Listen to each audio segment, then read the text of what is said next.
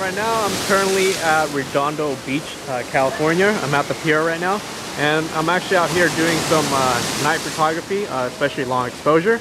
And if you've seen those pictures where, you know, people make it where like the water looks like super silky smooth and not like rough like this, well, I'm gonna show you guys how to do that right now. Okay, for long exposure photography, one of the essential things that you must have is a tripod. Any tripod works as long as it's a tripod, or if you don't have a tripod, you pretty much set your camera on like these kind of flat surfaces, so that way your camera doesn't move. And because when you're doing long exposure, your shutter is going to be open for a very long time, and any kind of movement will cause blurriness in the picture. And so here are the settings that you'll be using. For the settings I'm actually currently using right now, there's not like a specific setting that you have to use, but it's just a matter of preference and for the type of long exposure that you're doing. So here are my settings. Okay, I'm currently shooting with a Canon T3i right now, and right now I'm shooting in manual mode, and I have my exposure set to bulb. What basically bulb does is that it pretty much lets the camera shutter stay open for as long as you press down or hold down the shutter.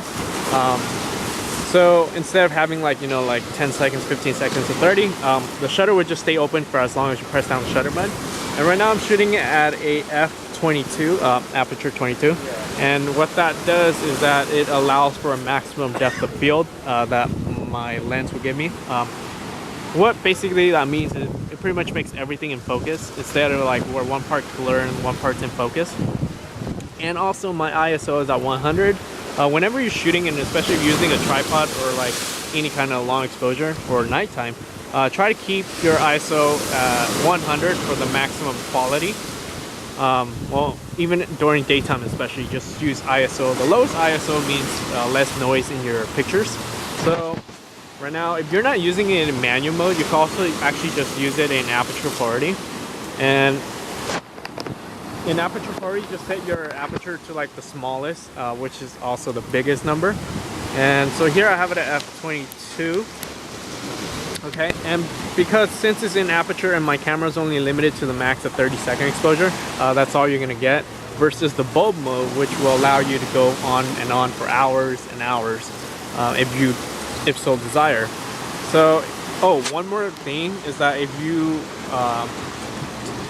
one more thing besides the tripod that you'll definitely need is a shutter release cable like this. It pretty much just plugs into your camera and it acts like a shutter button.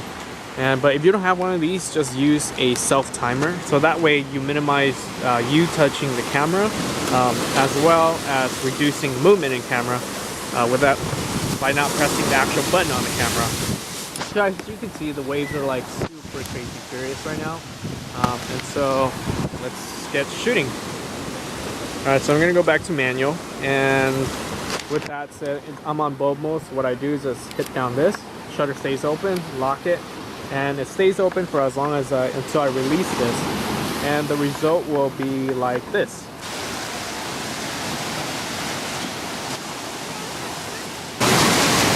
Alrighty, hope you guys enjoyed that short little tip tutorial on how to do long exposure. This is for water. I'll also show you guys how to do one with the car light trails too. So stick around for that, and I'll see you guys next time, and thanks for watching.